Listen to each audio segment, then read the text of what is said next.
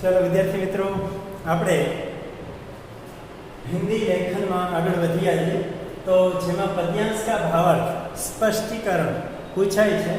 जे આપણે 11મા ધોરણમાં કે 12મા ધોરણમાં જે વિચાર વિસ્તાર કે પદ્ય અંશ એનું સ્પષ્ટીકરણ આપણી પાસે માગે છે, તો એને કઈ રીતે લખવા માટે શું ધ્યાનમાં રાખવું એ બરાબર સમજી લઈએ। તો हिंदी के प्रश्न पत्र में अपठित पद्यांश जो आपको पढ़ने में नहीं आया है उसे अपठित कहते हैं।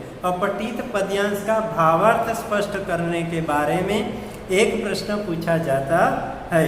इसमें दोहा, 2-4 काव्य पंक्तियाँ या मुक्तक दिए जाते हैं और उनका भावार्थ स्पष्ट करने के लिए कहा जाता है।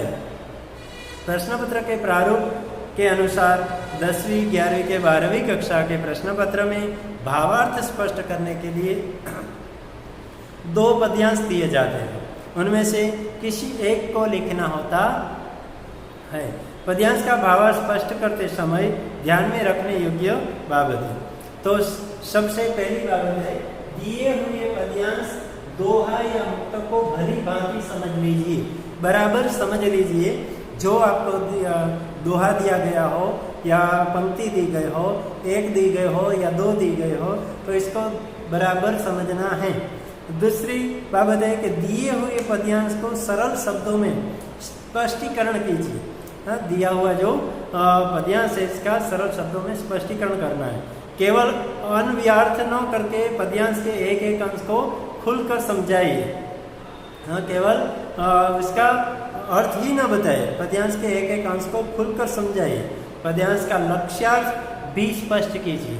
उसमें जो लक्ष्य क्या है, उसका हेतु क्या है, उद्देश्य क्या है, वो भी स्पष्ट करना है। जहाँ आवश्यक हो विषय से संबंधित दृष्टांत देकर स्पष्ट कीजिए। जहाँ आवश्यक हो वहीं विषय से संबंधित दृष्टांत देकर अन्य दृष्टांत भी आप दे सकते हैं और स्पष्ट करना है।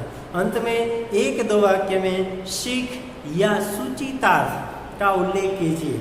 अंत में आपको सीख भी या सूचितार्थ ऐसा वाक्य भी लिखना है। पद्यांश के भावार्थ की भाषा सरल एवं शुद्ध तथा शब्दों की बर्तनी सही होनी चाहिए। तो पद्यांश की भाषा है वो सरल होनी चाहिए, शुद्ध होनी चाहिए और बर्तनी से सही होनी चाहिए। लेखन में उचित विराम चिन्हों का प्रयोग कीजिए। अने लेखन में उचित विराम चिन्हों का जहाँ प्रयोग करना हो वहीं पर कीजिए। पद्यांश का स्पष्टीकरण का नमूना एक आपके सामने पेश करता हूँ। जैसे कि धनी रहीम जल पंख को लघु जिय पियत घाय, उद धी बढ़ाए कौन है जगत पियास हो जाए। तो ये पंक्ति आपको मान लीजिए कि पेपर में दी गई है, तो उसका अर्थ सबसे पहले 2 लिटी में लिखना है।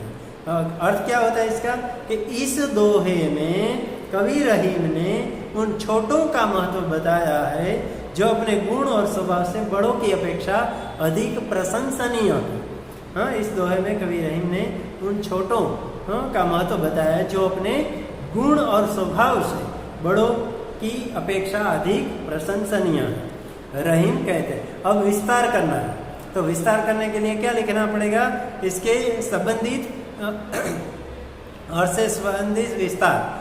रहीम कहते हैं कि कीचड़ का पानी बहुत गंदा होता है। अन्य उदाहरण पेश करना है आपको। तो रहीम कहते हैं कि कीचड़ का पानी बहुत गंदा होता है, उसे देखकर लगता है कि वह किसी के लिए उपयोगी हो, पर वास्तव में वह व्यर्थ नहीं होता। हजारों छोटे छोटे जीव उसे पीकर अपनी प्यास बुझाते हैं और जीवित रहते हैं। उसकी तुलना में समुद्र की जलराशि दिखाई तो बहुत बड़ी है, पर वह किसी के पीने लायक नहीं होती। कोई प्राणी सागर का पानी पीकर अपनी तृषा शांत नहीं कर सकता।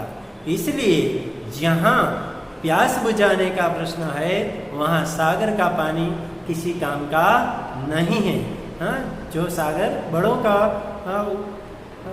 दृष्टांत है। संसार उसके किनारे से प्यासा ही लौटता है, उसकी अपेक्षा कीचड़ का जल लाख गुना अच्छा है। इसलिए वस्तु का मूल्यांकन उसके आकार प्रकार के आधार पर नहीं, उसकी उपयोगिता के आधार पर ही करना चाहिए।